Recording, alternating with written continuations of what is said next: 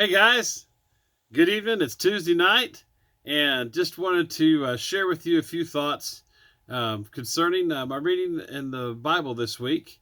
I've been in the book of Exodus, and what really happens there. If you'd want to get your Bible out, you can turn to it. It's a really strange story, and along the book, chapters 7, 8, 9, 10.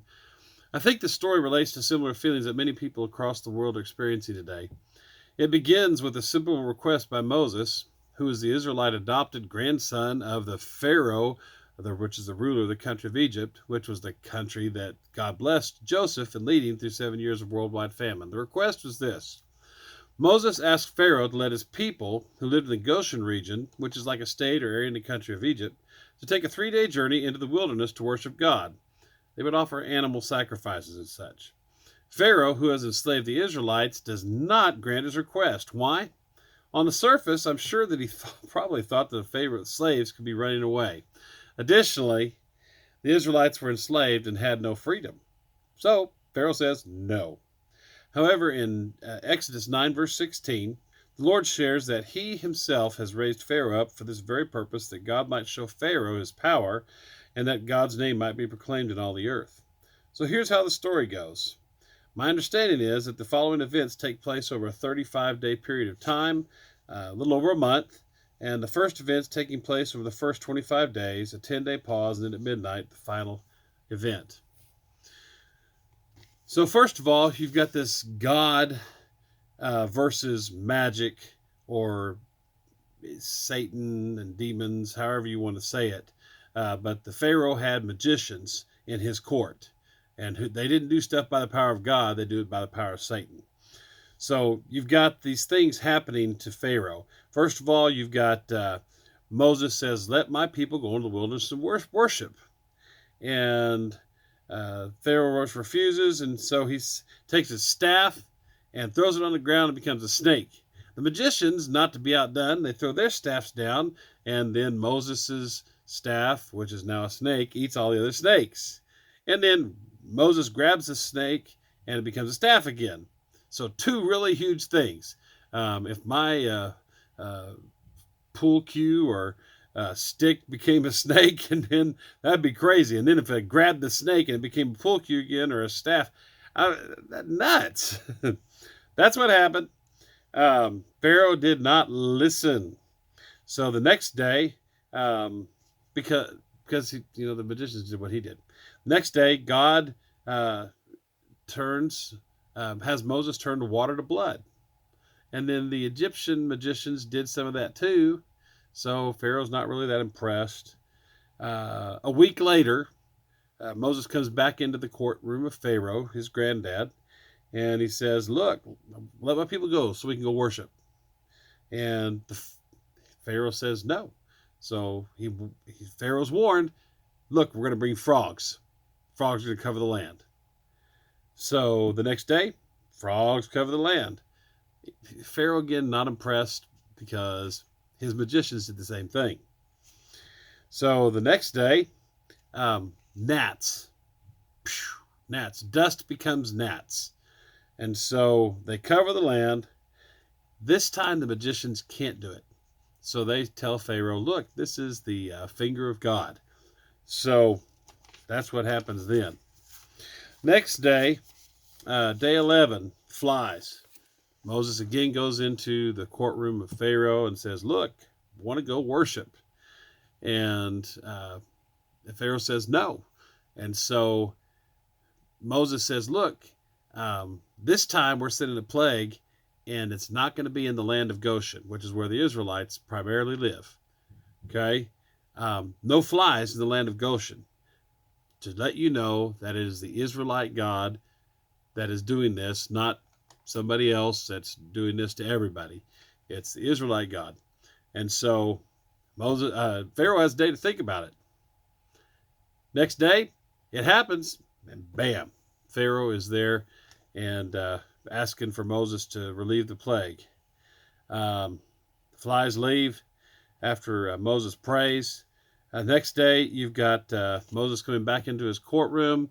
Look, your livestock going to be killed. Pharaoh says, nope. Next day, livestock killed. but not in Israel, not in the land of Goshen. Next day, about day 16, Moses meets with Pharaoh, takes some soot, and throws it in the air, and everybody in the court gets in the Pharaoh's servants and everything. And the animals, they all get boils, festering boils. Awful. And then the next day, you got a warning of hail, and he's got the opportunity to let him go worship. He says no. Then the hail. It's not just hail, it's thunder and lightning and dark outside. And the hail, he's warned that they were warned, and some of the Egyptians actually listened to Moses and brought their livestock in, their servants and everything. They were sheltered, but the people left their livestock out or whatever. Everything that was outside was killed, the animals and people, if there were people out there. All right. And so then you got day 19, nearly 3 weeks into this. That's day 19. Day 20, by the way, no hail in Goshen. You got locust warning. I don't know if it's a green locust we have around here, whether it was grasshoppers, whatever kind of a locust bug it was. It ate the green stuff. All right. Pharaoh given still another 24-hour period to try to think about this, sleep on it, repent. He doesn't. He actually tries to negotiate with Moses and say, well, the men can go, but not the ladies. And Moses and God, they weren't having that. And so there go the locusts. And Moses comes back into his courts on Pharaoh's summons. And, they take the locusts away. And then he turns his back on God again. So this time, boom, 3 days of darkness. Except in the land of Goshen. 3 days. No light. Crazy. Day 25, we're almost 3 weeks, 4 weeks in. Pharaoh threatens Moses with death. After the darkness, he summoned Moses there, and he says, look, if you come into my presence again with your requests, you're going to die. Moses says, okay, I won't come into your presence again. And he leaves. And then God changes time, just like he changed time whenever Jesus came to earth. Our calendar's based on Jesus' life and death. He changed time for the Israelites there. He says, now it's going to be a new month. Today is going to be the first day of the first month of your calendar. And he says, on day 10, get a lamb, a nice lamb. He gives them special conditions, of the good, healthy lamb.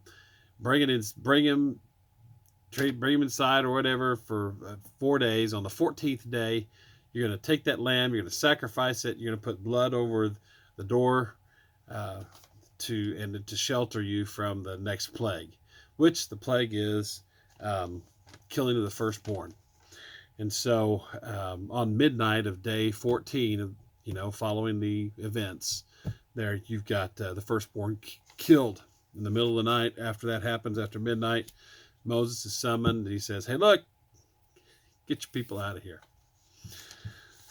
So, how does this relate to you and me? Well, first, we're experiencing for the first time in our lives a worldwide event, a nationwide event of an illness threat, a restriction of our freedoms, some fear, anxiety, and a visually definable change to the way we live our lives each day. The Egyptians, to start off, before the plagues, they were the proud owners of the people of God, the Israelites. They began that month with confidence, freedom, a high quality of life, and no real belief in God. But you could probably say the same thing for our world and our country, except for the Christians. Their leader was repeatedly warned before nearly every plague event and given the opportunity to change his mind. And after a period of suffering, Pharaoh had asked Moses to ask God for relief. Once the relief came, Pharaoh went back on his word. He betrayed Moses almost as if he was just simply lying to him. Maybe he didn't intentionally do that, but that's what happened. He was convicted, and then bam, nope, you're going to be slaves still. What did Moses say? He said, Pharaoh, listen to God. And as quickly as the trial or test was over, Pharaoh stopped listening. Kind of like a child who gets paddled and then goes right back to doing what he was getting paddled for, having no memory of the pain he just went through. slow learner. At one point, Moses shared God's thoughts that God could have sent a plague to actually wipe out the Egyptian people. I mean, he could have. He could have done it. Could have sent a virus. He could have sent anything. And he wasn't going to do so. Why? So the Egyptians could tell their children, their grandchildren, the power of the Israelite God, Jehovah. The Egyptian people changed through these trials. Once confident, free, had a nice quality of life, now they were in mortal fear of God. Their oldest child had been killed. In every household there was wailing and loss. They literally feared next that God would wipe them out after their firstborn were all killed. When the Israelites asked the Egyptian for their silver and gold, the Egyptian gave it to them gladly. They'd come face to face with the awe-inspiring power of the living God.